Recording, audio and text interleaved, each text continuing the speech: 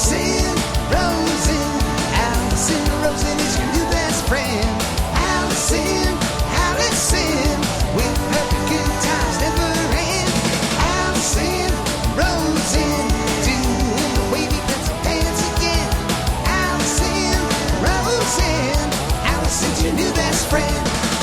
Hey everyone, hi, hello. Welcome to another exciting episode of Alison Rosen is your new best friend. I'm sitting here in my studio with none other than the man that I'm married to and with whom I have 2 children and a dog, Daniel Quantz. Hello. Hello. What's happening? Starting out natural right out of the gate. I can't be natural. If I'm natural, what happens if you're natural? I would kill the show. Oh, I see. And then we'd have to move out of this house. Where would we go? The streets. Oh no! All because you said hello in a not over the top way. That's if I'm being real, then people would be like, "Oh man, what a bummer that guy is." It's too much. It's too verite. It's like in your face. Just like I felt fine, and then that guy said hello, and I was reminded of the purposelessness and meaninglessness of existence, like that. It would just rock the listeners to their foundations. It would be too much. They would just like, I don't tune in for this. Yeah. This realness. Can I just address the elephant in the room in my mind? I mean, I guess an elephant in the room is always in your mind. But can I just There's share... always an elephant in your mind. In that you know what an elephant is.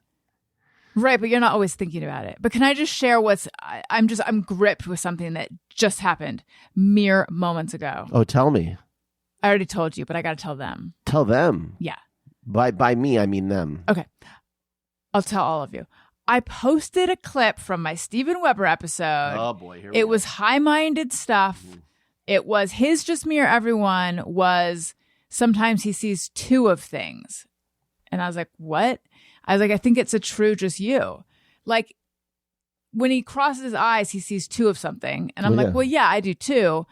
But he kind of always has a little bit of, I don't know. He always, like, he worries that he can, like, create that second image, like, of something really fast. And then we were talking about crossing our eyes. And then we were doing, like, fun stuff with eyeball crossing. I saw a thing, like, clickbaity, and I didn't click on it, that said you can teach yourself how to rotate your iris, like instead of like moving it back and forth or doing it, just to spin it. Like, what, by turning your head? Oh, that's how they do it. Wait, was this one of those like links brought to you by Taboola kind of things where it's like, I don't remember, but eat this one thing every day, and then it's like a picture of a slug or something? No, maybe. Or doctors don't want you to know this, or like 45 celebrities who impaled themselves on a pencil. You'll never guess 26. Stuff like that. I love those. I never click them, but I'm so tempted. I want like a safe browser where I can. The problem with clicking through to those isn't that, oh no, now I've got cookies on my. Which, yes, that's the problem with it. The main problem is you never get the article that you want. No, because there's 6,000 pop-ups before then. It's impossible to navigate. There's like a roulette wheel pops up on your thing, and also you've won money, and then one of those like. There's malware on your computer. Click this to make it go away, but then you've actually just like enrolled. Right. And then there's like a hut in the forest with an old hag, and you have to answer a riddle. And then she gives you a... Yeah. There's 2 hags in front of 2 huts. One always tells the truth. Oh boy, here we go. Your favorite. Yes. No. So anyway, I posted this high-minded clip of Steven Weber on my show. And then, this thing that Instagram gives you the option to make another person a collaborator. So if they accept your request for them to be a collaborator, then it'll show in their feed too. Mm-hmm. It's too much. We're flying too close to the sun here. Because I'm always like, should I do this or not? Because if I do, then it's good because it allows, it gets in front of that person's followers. But it's making myself vulnerable because if they don't accept it, then I feel bad. But it shows up on their grid, doesn't it? If they accept it. Well, there's some people that are they curate their grid. Yeah, I know. So it's like they may not accept collaborator because it's like, you know what? What I'm doing is I'm making a picture of something in my grid or something. Yeah, but I don't think Steve. But so anyway, he did accept the post about the show, I think. So maybe he's like, I promoted enough. Anyway, long story short, I know he saw it, but he did not accept it. So now I have to sit here and feel a little bit yucky. Mm-hmm. That's the elephant.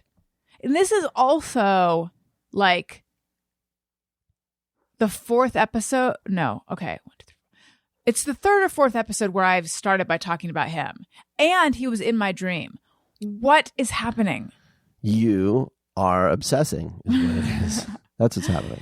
So our friend RJ City is obsessed with Steven Weber. Oh. And has like I don't want to say like a man crush on him. And I feel like it's like just I soaked it up.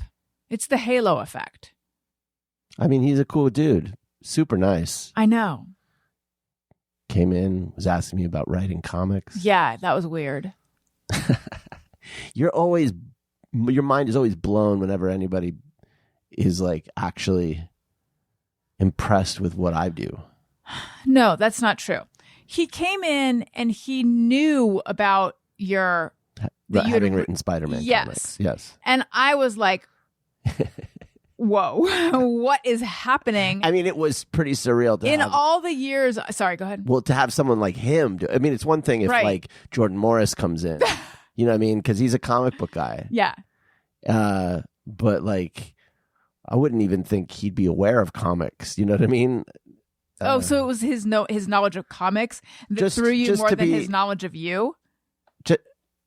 Well, just on a base level for him to be someone who's even like gives a shit about comic books, and then for him to, on top of that, then to know about the fact that I've written them. That was the part that I was like, what is happening? But I'm just saying both of those things were a bit like, Yeah. what? Oh, okay. Well, it was, yes.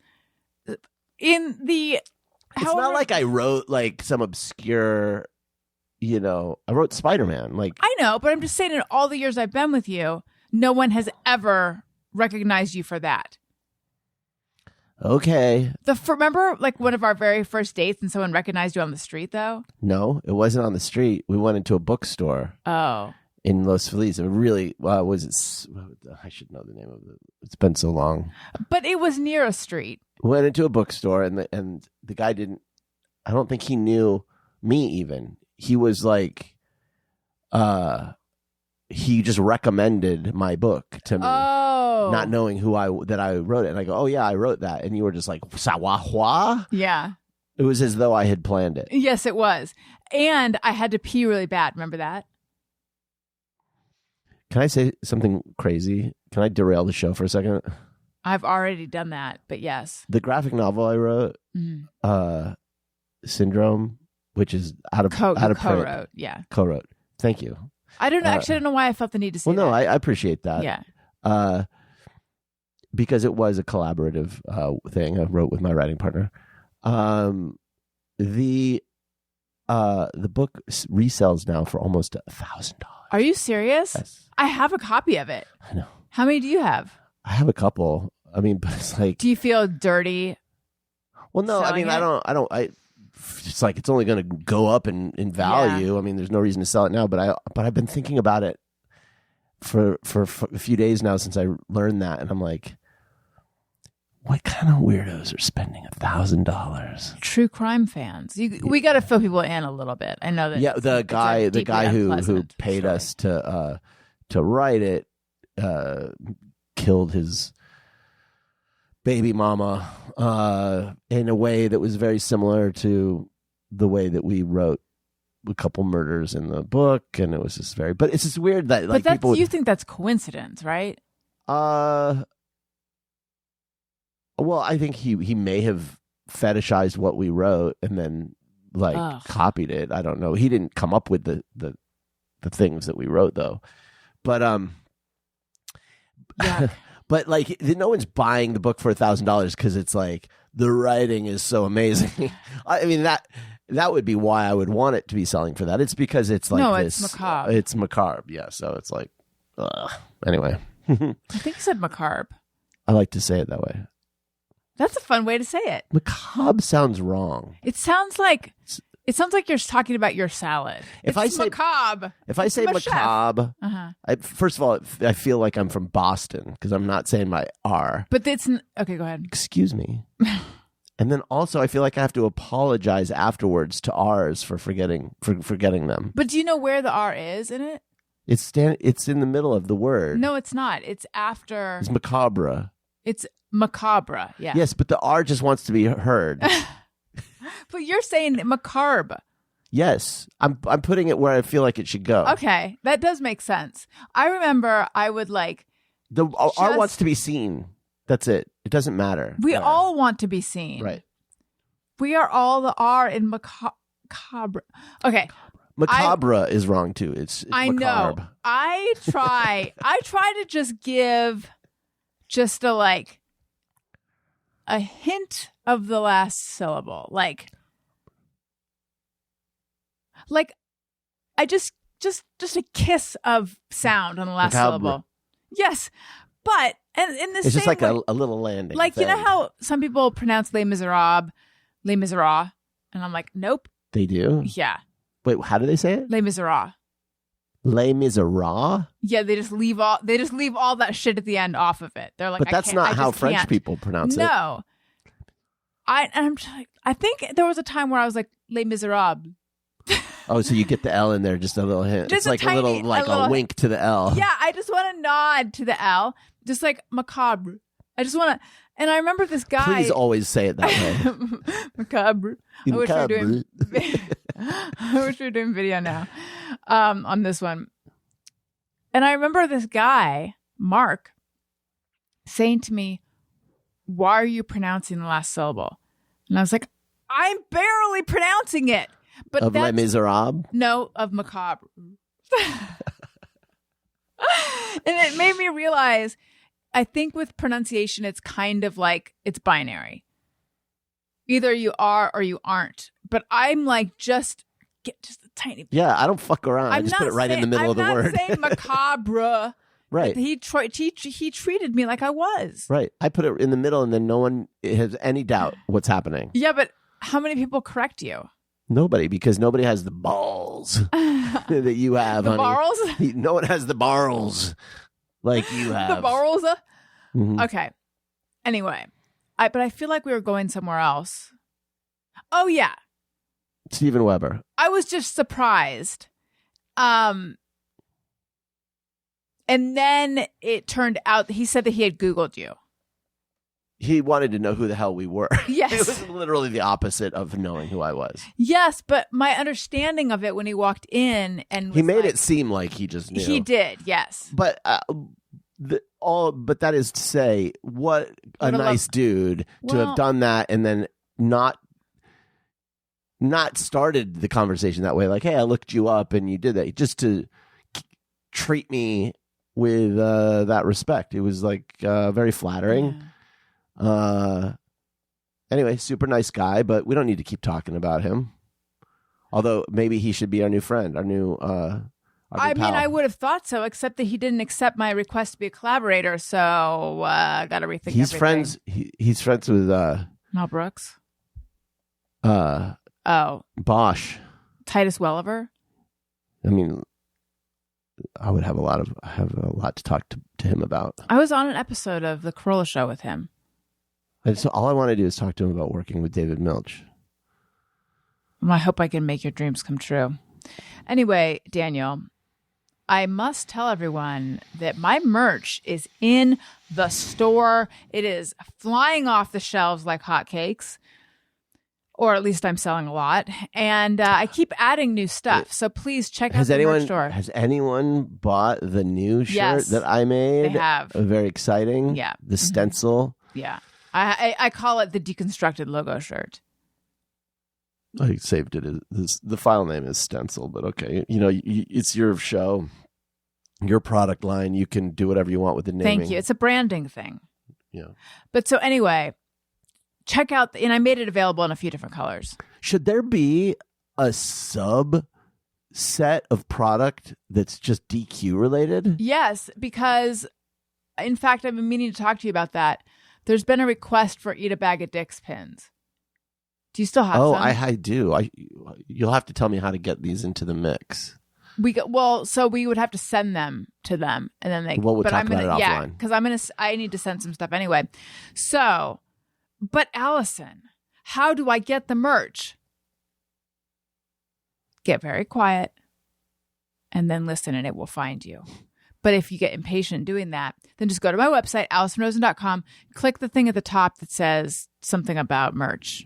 Wow. It doesn't specifically say something. Wow. I forget what it says specifically. It's like new merch, something like that. What is like, so there's influencer, which is someone who influences people. Yeah. What's like someone who just, they fluence people? It's like neither here nor there. Someone who they're not really influencing, but you're not like defluencing. You're just a fluencer. You just keep things flowing. Is that me? Yeah. That's me. I'm a fluencer. Let's see if fluence is a word. I know fluency is a word, but is fluence? Fluence.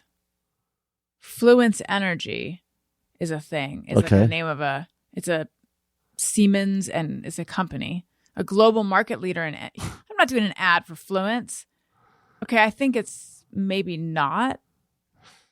It seems like it's just this company that's coming up. I coined it. Sorry, there's a burp trapped in my throat, and I just can't decide which way it's going. I released it. Have you ever released a fart, like a stealthy fart? Mm-hmm. This didn't just happen to me, but it Yeah. happened to me earlier.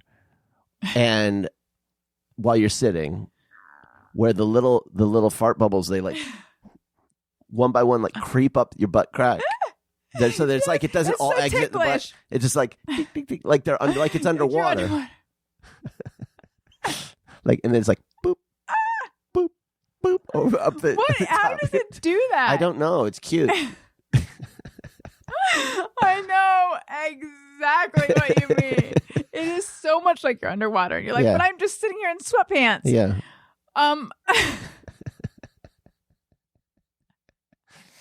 Yeah, that happened to me earlier, and I'm like, I was actually really happy because I don't think of myself as having much back. I was like, I got enough to do that. I got enough for that. So you think people who don't have a lot of butt cheeks never have the They don't have the joy of the teeny like fart bubble creeping up their butt crack. Yeah. But what is it really? Because it's not a bubble. I mean, if you were it's the actually air. passing a bubble, it's so gross. It's a tiny pocket of warm air. Or I'm stinky. Just going, parting the skin ever so tinily until it gets to the top. Tinily. It's the feeling of being water is what it is. It's like I know what it feels like. In a zen way. Yeah.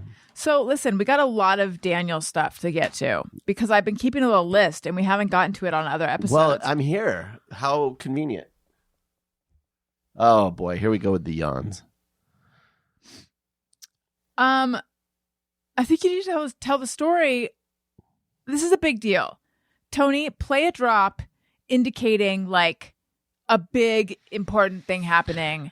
I don't feel like it should be the dun dun dun. I'm not sure what it is, but it's just like a big pivotal moment for Daniel. You've been inducted into the Neighbor Club. I can't remember if I've spoken on this. I don't think you have. Last year, gosh, it could have been longer than a year ago. Maybe it was just to say it was a year ago. I feel like it was longer than that. It might have been like 2 years ago, actually. Even longer, maybe. Maybe it was 3 years ago. Longer? Nope. 4? Okay, It 3. was definitely not All right, 4. we're landing on 3. No, it was like 2 years, 2.5 years ago. Okay. I was out doing something with the garage. Oh yeah, check out the garage. Oh yeah, it's a big garage. Get out of here, you motherfucker. And we have, by the way, we moved into this house and we just have the best neighbors. Like, so friendly. They've all been extremely welcoming, and we have been like the worst neighbors. That's not true. Well, but we have not like they all were immediately extremely like open arms, like come over. one of our neighbors across the street, like the first day we moved in, like, we're having a barbecue, come over. And they're all just like lovely people and da da da. And like, we've never invited anyone over. And partly because like immediately after moving in, we had a baby. And so it was just like we were in baby hell for a while. And then there was like a little window, but our house is just not accommodating for guests. And then COVID hit. So I give us a little bit of an excuse. We're kind of reclusive. We're a bit reclusive. And so, but I mean, all that, I had a feeling like, I bet they think we're like, because we never like returned the. I tried to. Yeah, I've always been like, I wish we could just find a way to like have them over because I think it would be nice. But I never did. So anyway, I'm out there, and our neighbor across the street.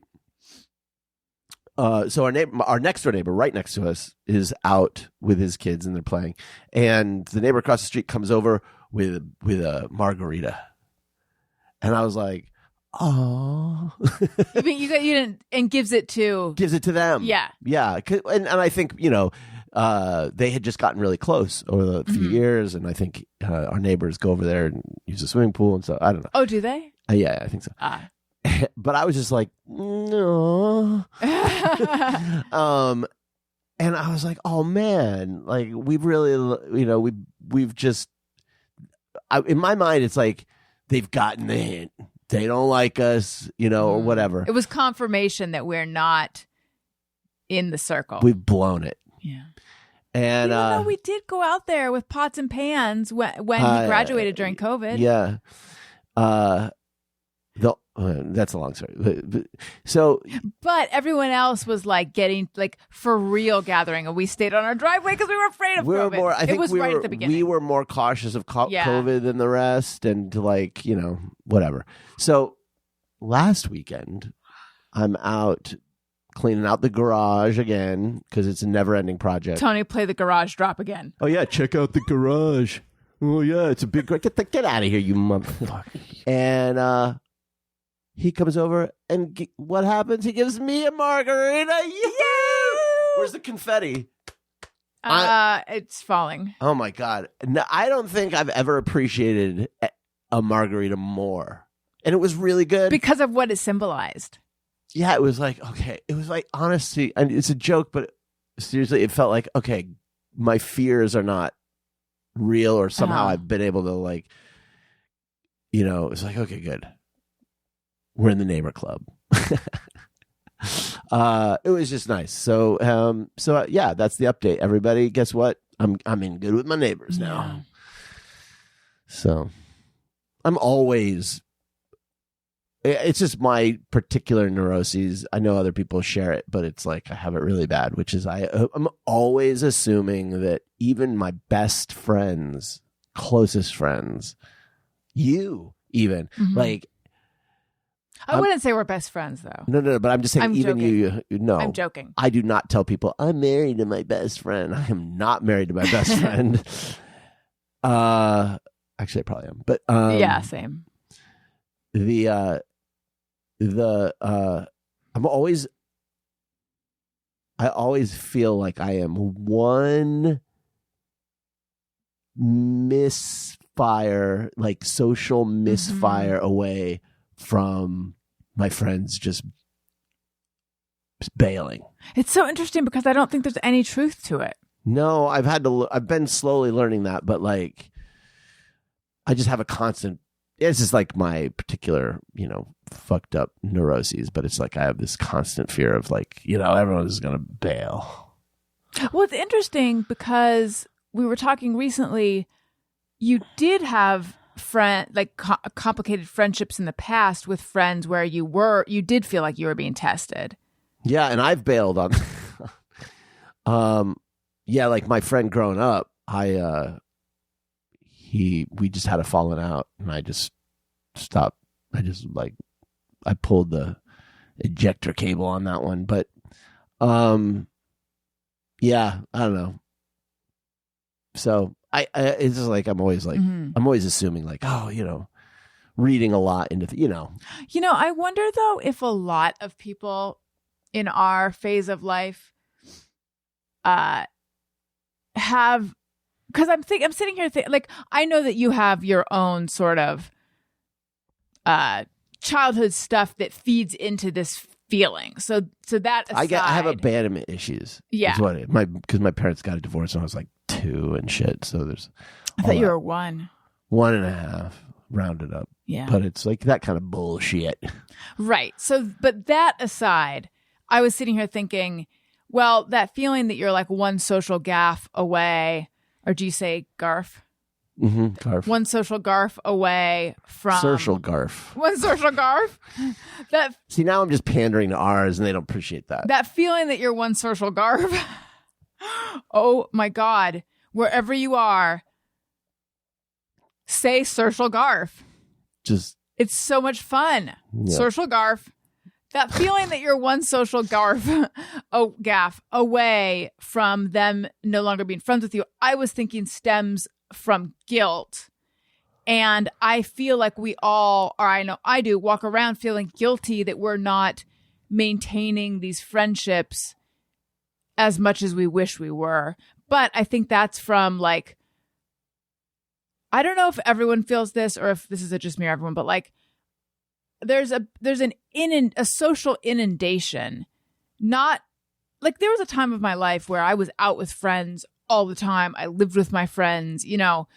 I think that's just a different age in life. Maybe it has to do with less social media, no social media back then. But now it's like we're connected to so many people that we're not keeping up with all of it.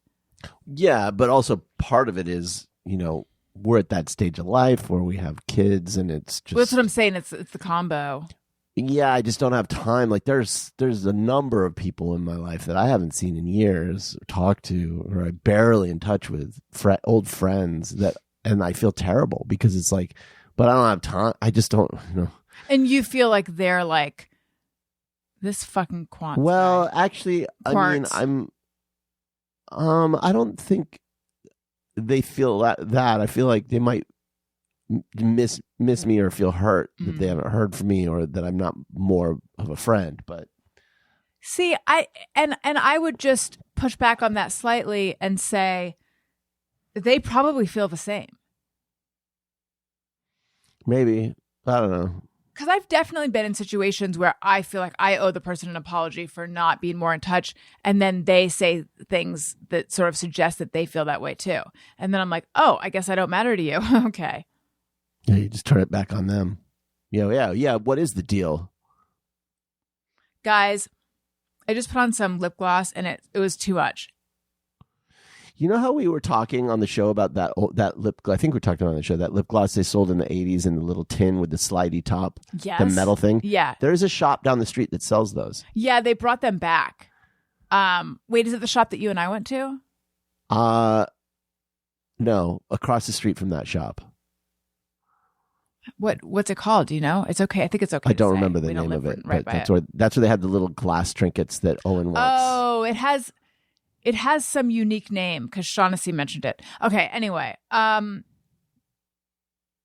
are they called? Lip smackers? Something like that. Yeah. Did you have a favorite flavor? Oh, I never used them. I always just liked the tin. I've never been a lip gloss guy. But, you know? but it's like... Most of the cool guys were lip gloss guys, but I don't know. I just wasn't, you know. It'd be like you just sit around after football practice and they'd be like, who's got pineapple? All I got here is fruit punch. Well, but it's and not then really... like, well,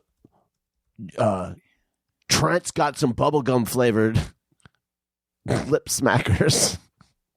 Lip lickers. Vintage. Oh, okay. So some cosmetics company has come out with something called Lip Lickers Lip Balm Vintage Lip Smacker Tins. So it's Lip Smackers is the name.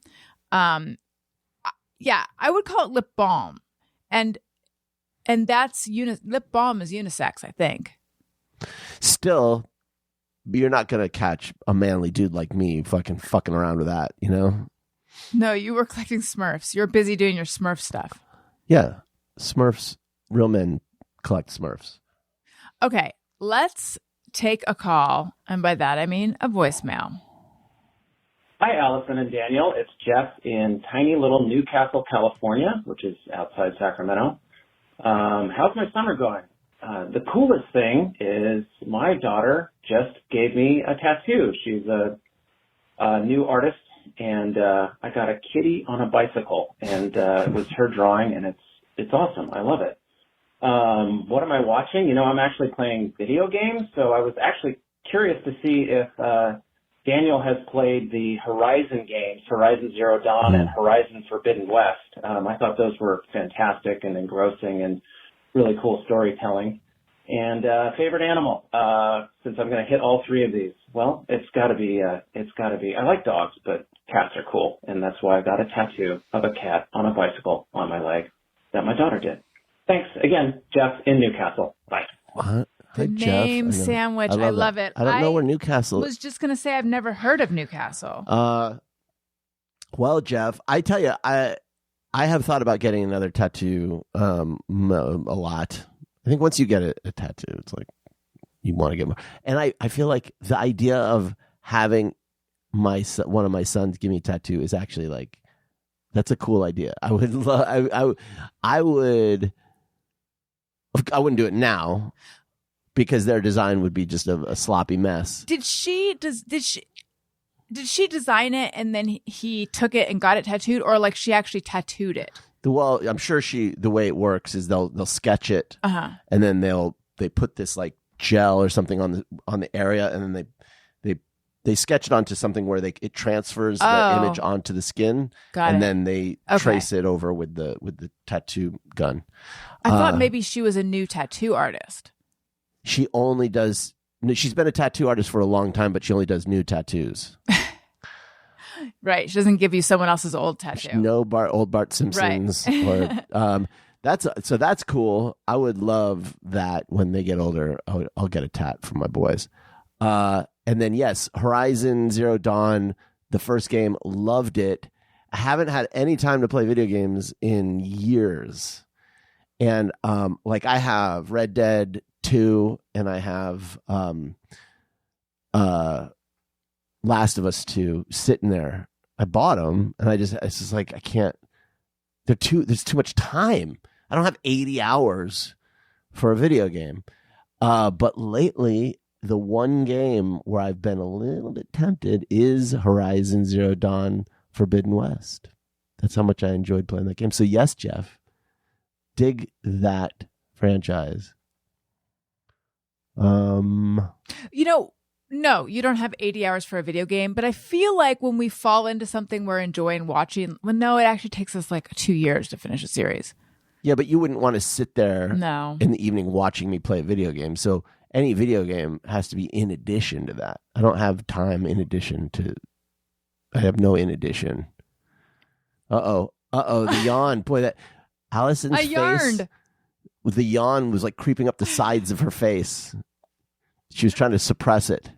That was one of my favorite things you said early on. I know I've told the story before, but we were at some bar and you're like, yawn it out. Because you could see. Just yawn it out. Because you could see that I was trying to stifle it. You didn't want to be impolite. That's when you told me that you didn't appreciate living with Grateful Dead fans. Because if you have one, you have they're like ants. Yeah. If you have one, then you all of a sudden have 100. With there's bongos. And bongos. Yeah. Yeah. You have a nice house, a nice apartment, and then you get the one roommate who's a dead fan, and suddenly there's, what do they call those? The sticks. Oh, devil sticks. Devil stick. You got devil sticks. You got bongos. You got bongs. Everything. Yeah. All hours. That being said, I do like the Grateful Dead. This is one of the sticking points in our relationship. You don't like any of their songs?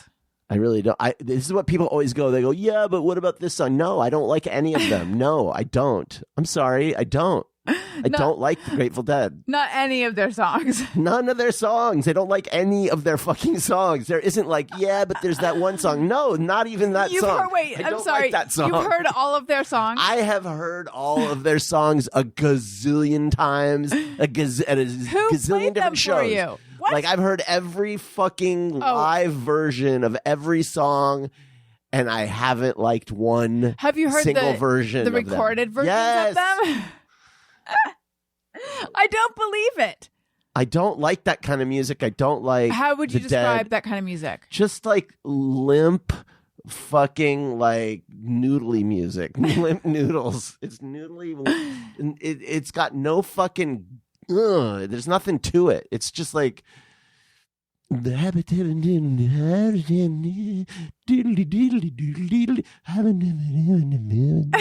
you know, it's just like fucking hell, man. Like, no, thank you. No, not for me. But listen, if that's your thing, I love you. I do like the scene that surrounds it. Oh my God, that's like the opposite of me. I fucking do enjoy the A parking lot Deadheads. scene? I like Deadheads. I don't want to live with them. I did. I've done that. So no thank you on the living with them, but I like what they do. I like that they exist. I just don't want to hear their music. I would rather listen to Deadheads in a drum circle than actual Dead music. Sorry, I'm gonna find the song. And that if I changes your you know mind. what, I'm gonna go one step further. I don't even like bands that were inspired by the Dead. Okay? This is not for me. But God bless you. If you like it, I know a lot of people, it makes them happy. I've got associations and things that make it not so great. What's happening? I'm looking at their music. I'm looking at all their songs on here, and I'm just seeing if there's anything that I think might appeal to you.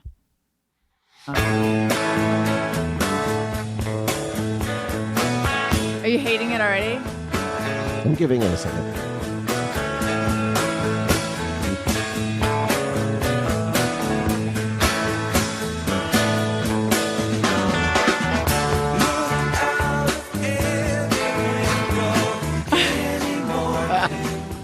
Fuck off! No! What?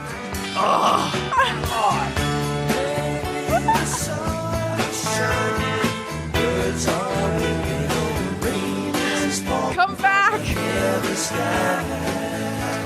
Damn it! The fucking, you know what it is? Get on the mic. Look, because it almost, it's like, turn it off. The guitar actually, like, I do like that, like, late 60s, early 70s, almost like garage guitar, you know, that crung, Yeah. chung, chung, chung, chung. I do like that. So it's like, oh, and then they kick in with the fucking horrible vocals. Like, fuck, man. It's just like, and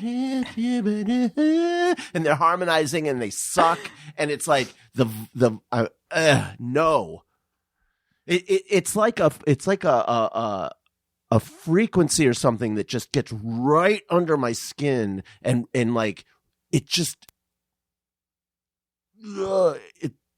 it's like it's not anywhere. That's what it is. It's like it's not here. It's not there. It's like nothing. the R in macabre. It's just like it's nothing. It's like it's like my mind is wanting it to finish becoming, and it just never does. It's Well, just this like, one, here's a song with a little more teeth.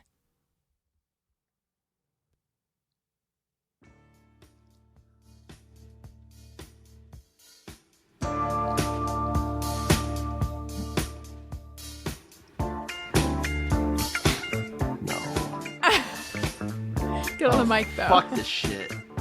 You're not on the What mic, honey. This is like the worst. This is like, what if like hippies did disco? Is what this fucking shit is. Oh, fuck off! No! God damn it! God, I fucking hate this. I want to fucking break something. Oh man. Okay, Oh, I hate just that one music so more. much. No. Let's What is see. it? I don't.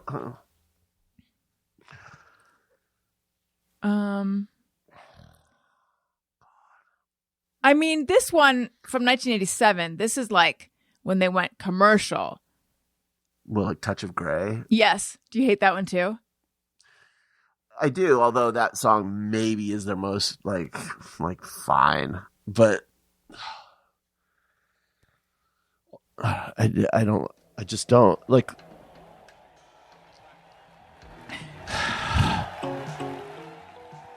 There's the skeleton playing piano. No, I liked the skeleton playing piano.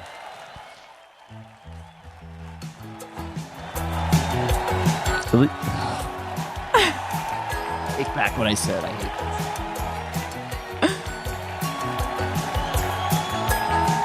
this. Okay, fine.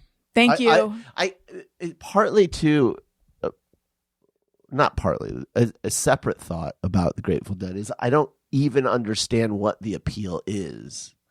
I recognize there's an appeal. I don't judge. It's like, fine, if you like it, like that's great. Everybody has different taste.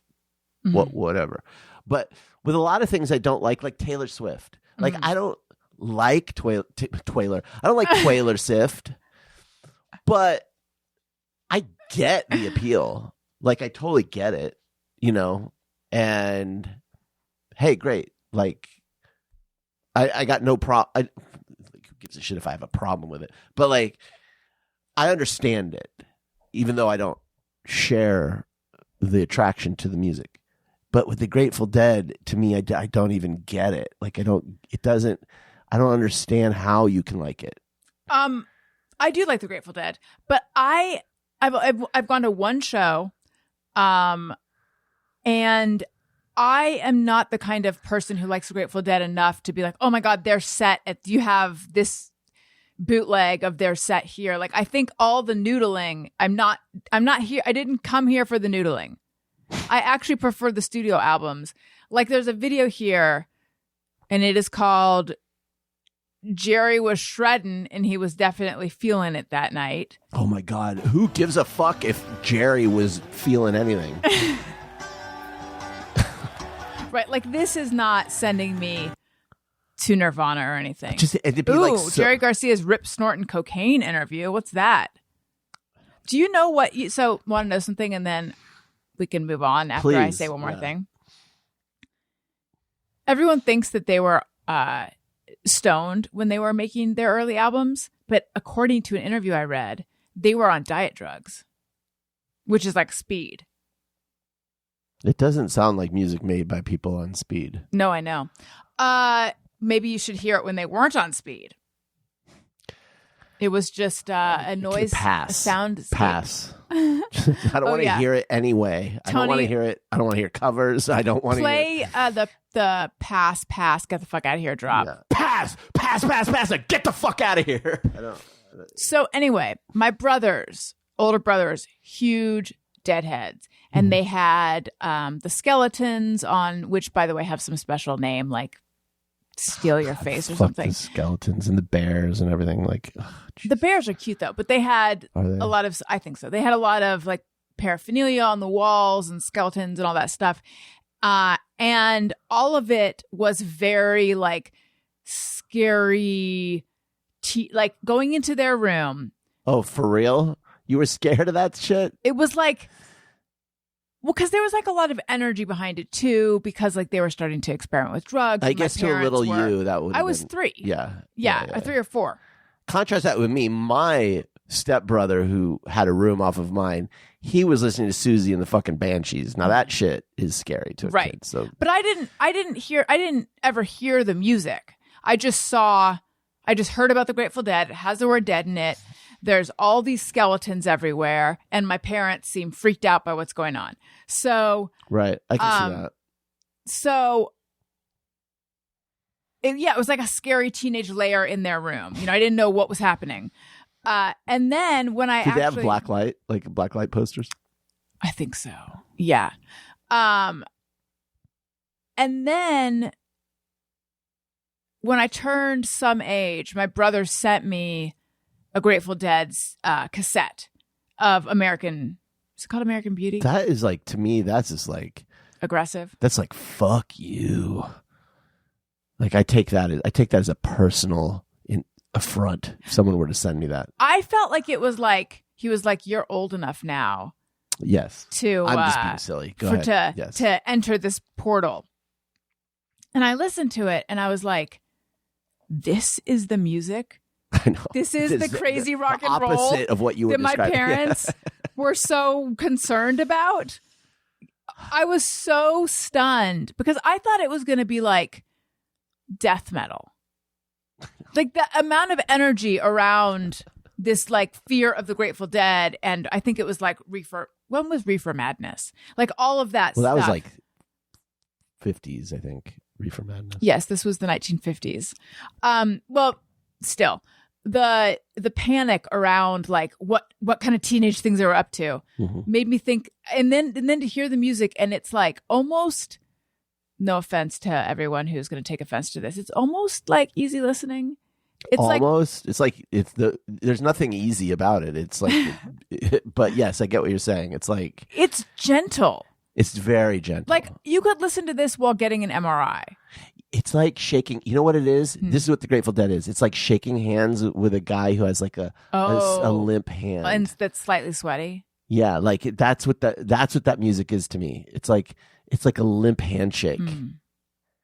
If limp handshake was music, I understand. You're saying it's toothless. Oh, it doesn't even exist. Almost, it's so toothless. It's just like. It's like, just speak up. Just fucking stop. Yeah. Look, one's associations have a lot to. Part of it too. Again, this is like a side note. Is that everybody I've ever known who's been really into the Grateful Dead? No offense to your brothers, because this is sort of doesn't apply to them. From a rich family. They're all a bunch of fucking rich kids. It's like, put your dead bear sticker on your BMW. Like that kind of shit, man. There's something about it where it was like, they're all like tourists. They all want to be like tourists in poor land. It's like that fucking Pulp song, where it's just like, I don't know that song. Is it Tourists in Poor Town? No, it's I want to be with you. Well, I have a computer. I can look it up while you finish making. Why am I blanking on it? It's one of my favorite songs of theirs. It's something people. Common People? Common People. Thank you. Where it's just like, oh, you can pretend to be poor, but at the end of the day, you're using your daddy's credit card to buy sandwiches and fucking, you're driving their old BMW. It's dilettantism.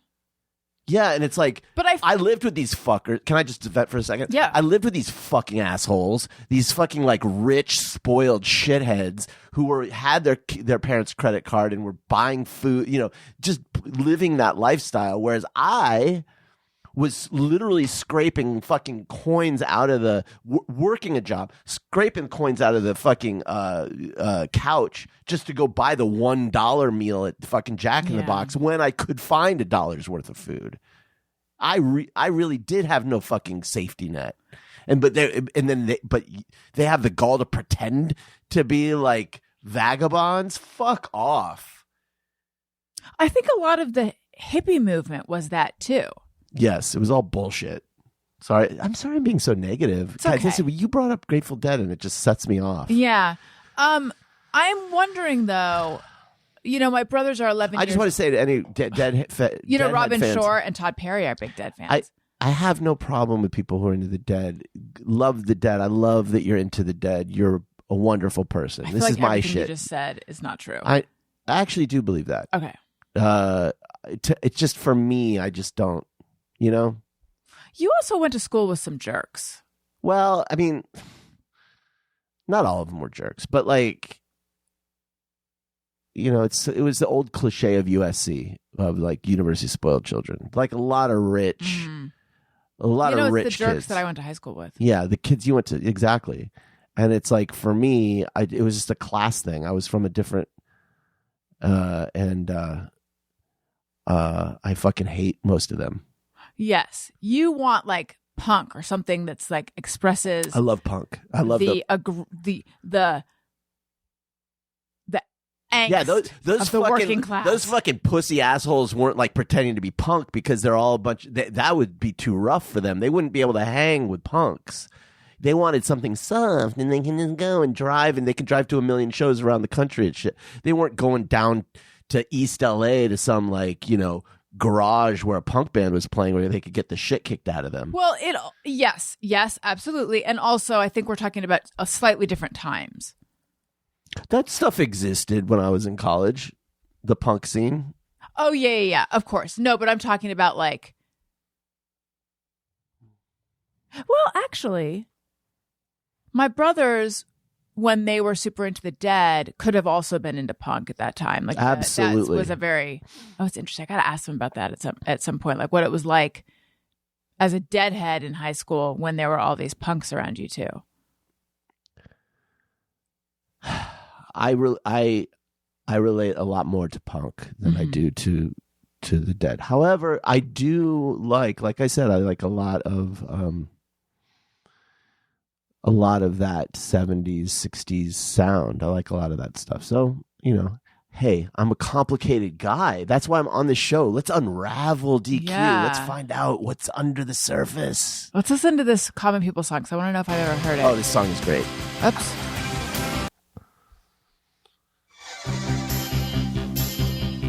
This song? This is it. Oh, this is a banger. She came from Greece, she had a thirst for knowledge. She studied sculpture at St. Martin's College. That's where I caught her eye. She told me that her dad was loaded. I said, in that case, I'll have room with Coca-Cola. She said, fine. Have you never heard the song? I don't think so.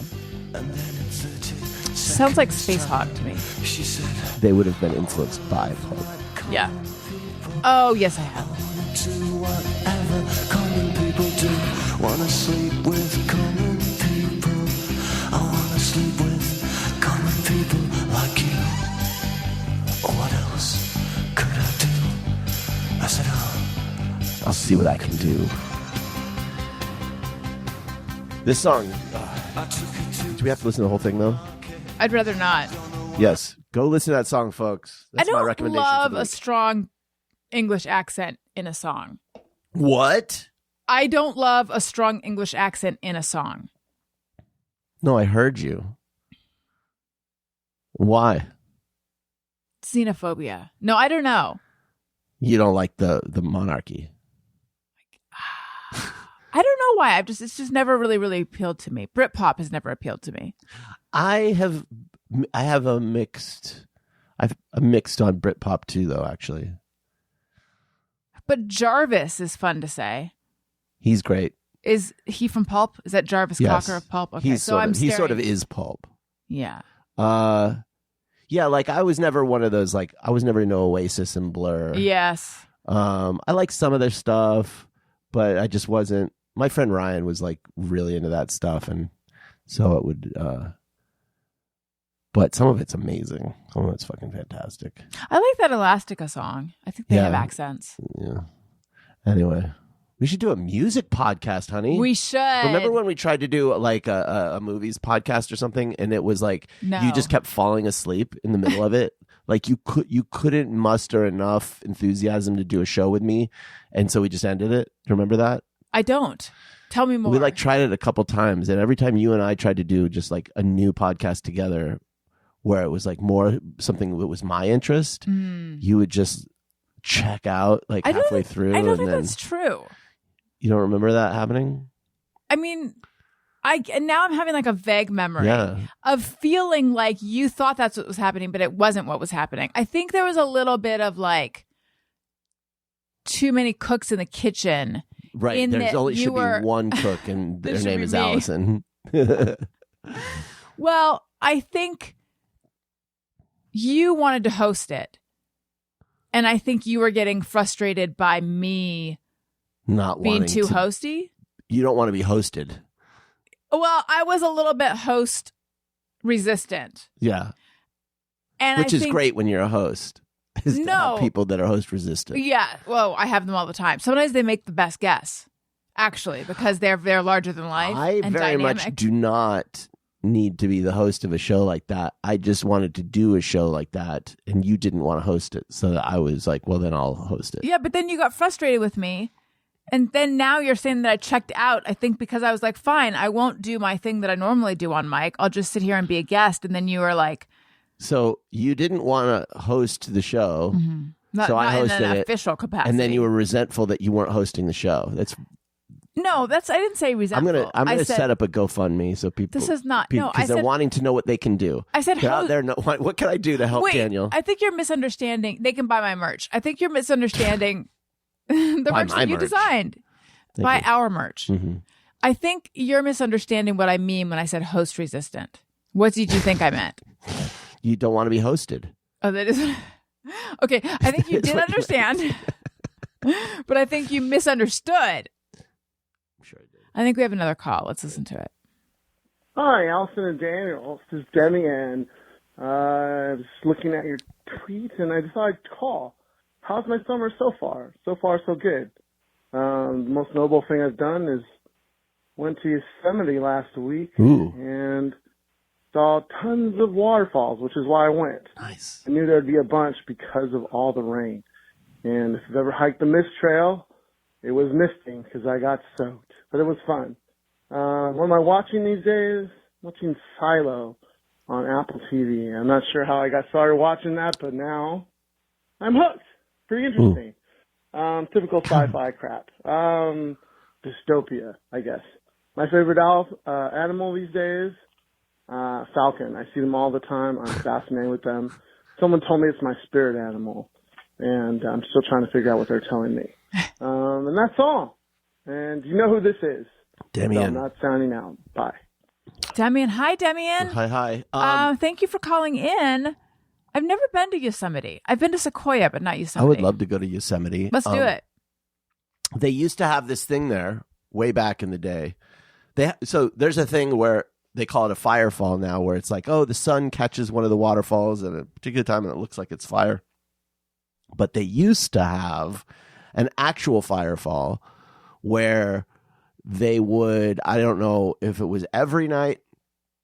I think there was like some sort of like lodge or something at the top of this like cliff, and they would just light a bunch of shit on fire and then just throw it off the side of the thing. So it was literal fire, which is insane to think about. Like, will you just toss fire off of it? In crazy times. Were you in the middle of saying? No, go ahead. Okay. Using the word literal made me remember. Have you noticed that Elliot has started using the word literally a lot? No. It's so cute. I was making quesadillas, and there was like a pile of shredded cheese. Uh-huh. And he's like, could I like literally just have some cheese? It is sort of a great word. I mean, people go, well, you don't mean literally. But it's like, yeah, but it does enhance the flavor of a sentence, doesn't it? Yes. But I don't know that it was necessary, because if he had said, could I have some cheese, I would have understood. But he meant actually. No, what did he mean? Could I just have some of that cheese that's sitting there right next to you instead of waiting for it to be in a quesadilla is what he meant. Like, can I just grab a little bit of the shredded cheese? Like, literally just have some cheese. And he said it in that way where it's like, I know this is like a crazy idea, but like. He does present things a lot of times like that. Like, I mean, what did it mean? Like, when he's asking for it, like, I don't know. I mean, like, I don't know why. He'll say, I don't know why, but I want this. Yeah. Can I like literally have some, because he said it like, have some cheese? Silo, that's the name of that show. Oh, yeah. I'm looking this up. Tell me how it is, folks. The trailer looks interesting, and I have had lately a real hankering for some atmospheric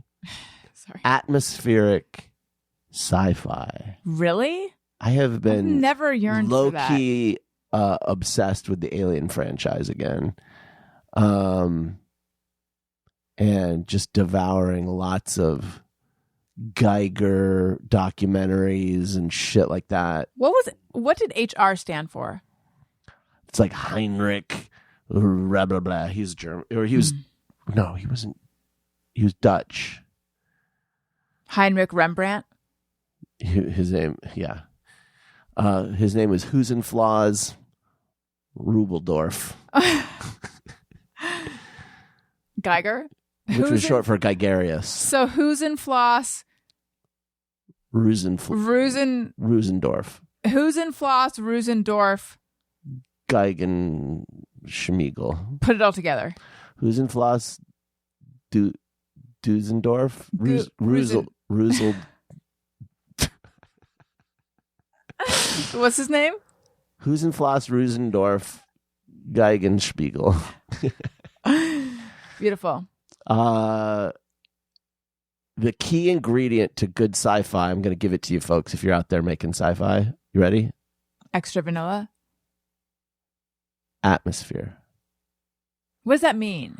I mean, if you got to, for me to care about your sci-fi, like really care, you got to create strong atmosphere. But atmosphere could mean shit in the air, or it could mean the way mood, it looks. Mood. Okay. All of it contributes. Shit in the air. Just put shit in the air, folks. Just pump a bunch of bee smoke into the air and have lights go through it. Okay. In a ruined and toxic future, this is the description of it. A community exists in a giant underground silo that plunges hundreds of stories deep. There, people live in a society full of regulations they believe are meant to protect them. This is it like fascist? This is like the opposite of Hunger Games? No, is it High Rise? Oh, instead of going up, it's going down. Yeah, but what does this mean? They have a bunch of rules that are meant to protect them. Is it like a Handmaid's Tale situation? Is it fascism? Is it like what are these rules, do you think? Probably just like fun rules. Oh, you break it, you buy it. Or you know what's a crazy movie recommendation for folks is a movie called Platform. With 8, you get egg roll. It's like a crazy high concept sci-fi movie. Look it up. You know what I was feeling? I actually had a hankering. I had a content hankering. Okay. And I was thinking, I guess what I really like are, who are those guys? Chris and Jonah. What's their last name? I don't know what you're talking about. You do. Chris and Jonah. Batman, The Prestige. Oh, Nolan? Yeah. Like the or even Hitchcock. Like movies where you're like, that is so conceptually clever. Not annoying clever, but I didn't see it coming, and it's like bending my brain in ways. Brain benders. With noodle twisters is what we call it in cinema. I went to film school. I want my noodle. I would like to have my noodle twisted in ways that I wasn't expecting. Like Inception, I feel like did that, and with like maybe O. Henry, even not the candy bar. So I could use a good old noodle twister. I like movies. What is a noodle? Maybe like Looper. Is that a noodle twister? I've never seen Looper, but maybe 12 Monkeys. I love. I mean, I don't only love this, but I love movies where they create a new atmosphere. Or TV show. Yeah, but that's part of like creating a world, a different world that feels fully realized. I do like that and too. I love letting my imagination live in that world. And I think that's what's happening with Alien, because Alien, it's like so full of atmosphere. It's almost only atmosphere. That's how much it just sits in that atmosphere, and the scenes like breathe, and the characters just are like living in that space, so that they're just I just sit there thinking about it, and I like that about it. When I was a kid, what I'm saying. That's what I'm saying. In case you missed that, I got that. I always enjoyed when books that I was reading had like some kind of map or like extra. Fantasy books do that. I guess a map or like a family tree or just like, right. Supporting documents in the front. Yeah. And I had one that was about mice, this whole family of mice. And it was just like this very intricate, I almost said Baroque, intricate, like generations of mice that all lived in this house. And it was very beautiful. And the pages were really smooth. If anyone knows what I'm talking about, let me know. I was pretty young when I had it, but it was like I just want to like climb into this world of, and this is sort of like those sugar eggs. Do you know what I'm talking about? Yeah. You don't see those anymore. No. My grandmother, she'd give those to me every Easter. Did you ever eat them? I would. You'd hold on to me like, well, am I supposed to eat it? It's made out of sugar. And then you'd eat it and you're like, it's just sugar. It tastes like, yucky, yeah. But it's got like a whole little scene inside. Yeah. Do you remember having to make dioramas in school? That was my favorite thing to do in school. Did everyone laugh about how diorama sounds like diarrhea? Because we did. Yeah, I'm sure. But I was just like, get over it. Let's focus on the fun of making dioramas and not get distracted by the silliness of the name. Do you remember a series of books called The Littles? Yes. I was into those. Yeah. Didn't they have tails? Yeah. And they were like, but they had like whole worlds inside, inside the walls of your homes. Those? I got to look that up. I want to say Richard Scarry, but that's not who wrote them. No. John Peterson. John Peterson. The Littles are a family of tiny people who live in the big family's house. Mr. Little is only 6 inches tall, and he is big for a little. The Littles develop a plan to get rid of the mice in the big's house. Because they use things that are like, to us, they're small things like matches, but to them, they're big things. Right. And they use them for other purposes. It's really, like a needle, that you use to sew. It becomes like a sword. Yeah. Yes. I also think Marcel the Shell with shoes on, the Jenny Slate story, might be similar in that way. That movie Marcel, looks great. And also, I will never watch it probably. Why? Because it looks too emotional and sincere for me to want to spend time on it. Mm-hmm. Which is weird. But like... Did you ever read I don't want anything treacly in my bloodstream right now. I want stuff that's like got acid for blood. You know what I mean? Did you ever read a book, and I don't think you could call it this anymore, but Indian in the Cupboard? I didn't. And, okay. Maybe you should apologize. Read it in 4th grade, and there was something about that where he used small things as like, I feel like someone like drew blood with like a tiny little like figurine sword or something. It's like all I remember from the book. But what a book. Did you ever, I'm now going to ask you other books that I can recall. Okay. My Brother Sam is Dead. Nope. Bridge to Terabithia. They made a movie of that. I might have read that one. Okay. Is there one there's like the Silver Crown? I don't know that one. I remember being into that. Something Captain Bowditch. Like, On your way, good Captain Bowditch. I got to look that one up. I liked those kind of classic stories like Treasure Island and stuff too. I was kind of like those adventure stories. I swear. Wait, Captain Bowditch is on the Simpsons wiki. Oh, okay. I also got way into fantasy. I was like, there was a series of books called Dragonlance. I was obsessed with the Dragonlance books. And like Piers Anthony. Yeah. No, but there was also a bunch of books called Dragon Blood. Did you ever read that fantasy series? And the woman who wrote them, I feel like her name's like Jane Yarl or something. I think I know the series you're talking about. And Elliot has a book. I think it's How Does a Dinosaur Say Happy Birthday? Oh my God, that book. Can I just say something about that book real quick? It's the same author, yes? The book is titled What is it? How do dinosaurs say happy birthday? I don't know. I can look it up. Like, find out. This is important. Okay. Yeah, this is really important. Finally, we get to the meat of the show. I've been wanting to get to this for Jane a long Yolen. time.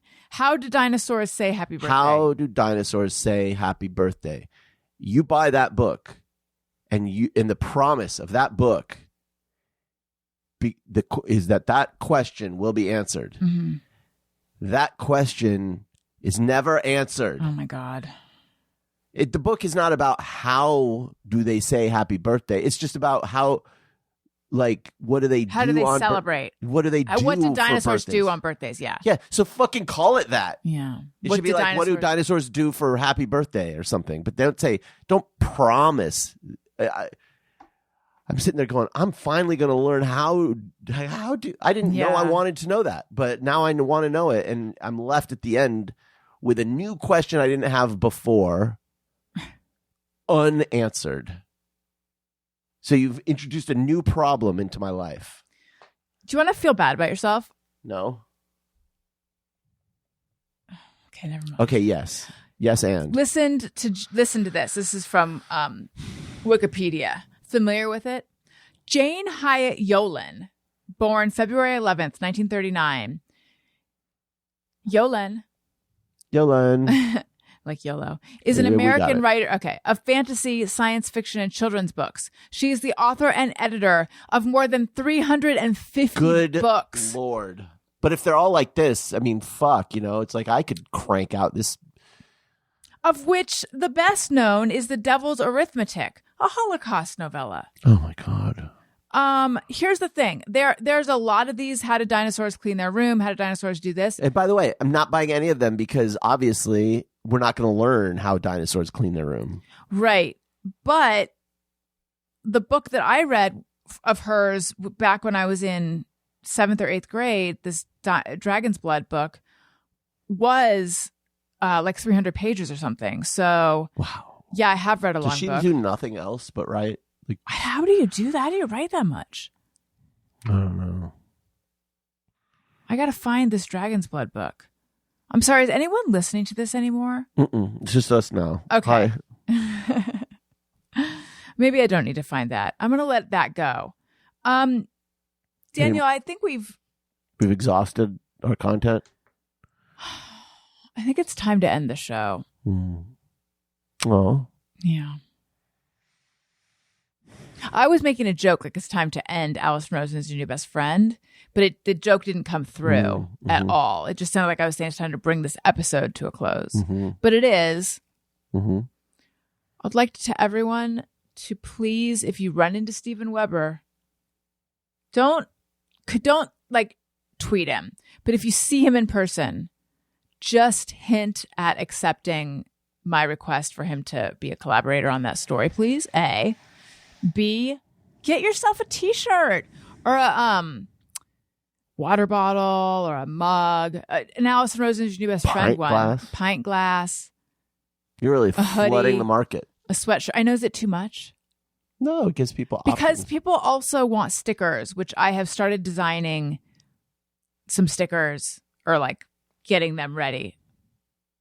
And there's requests for other stuff too. Patches. Guys, some of these designs are by a very, very talented artist. Are we allowed to say this? Yeah, Josh Holtzclaw. Josh Holtzclaw, he's an artist amazing. for Pixar. He works for Pixar.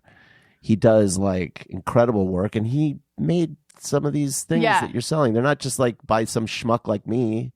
No, they're by an accomplished dude. Yeah. So go get them. Snap them up. And then follow me on YouTube, youtube.com/Alison Rosen. And of course, I'm on Patreon, patreon.com/Alison Rosen. Patreon. Detailed analysis or rundown, if you will, about my high school reunion. Oh, boy. That's one of the Friend Zone episodes this month. I mean, we are talking. Are you ever going to tell me whose bra was on your head when you were done with that? I don't even know. No, that's how drunk I was. Oh, honey. What was the fun thing that we said at the beginning of the show? Did we? Yeah, it wasn't Jarvis, but it was like we put R's into two. Macabre. Yeah, no, but there was something else. Oh, I've already blocked the shit out of my mind. I know. Shoot. Oh, well. Patreon.com/Alison Rosen. And then also check out my new podcast with Todd Perry, aforementioned Deadhead. And that is at patreon.com. Patriot. Oh, great. Good. Patreon.com/Allison and Todd. And that one's just $2 a month. There's only one level. And the content. Daniel, where might we find you? At Daniel Quantz. I mean, I don't do Twitter really anymore. Although I've been getting a lot of follows from beautiful women. So I don't know. They've suddenly found me. They like that you're a man of few words. And they all want to have sex with me. Really? It's amazing what's happening on Twitter. But follow me on Instagram instead, because sometimes I post stories there. And we're also both on Blue Sky. Find us there. Blue Sky. Not lots going on there yet for me. And was there another thing that I'm doing? No, I don't think so. Not really. Just love me, you guys. That's all I want. Just don't leave me. Well, we got to go. Please. Listeners, Stick thank you for around. listening. I love you. You matter. Goodbye. Bye. Hey, do you know about the Alison Rosen show?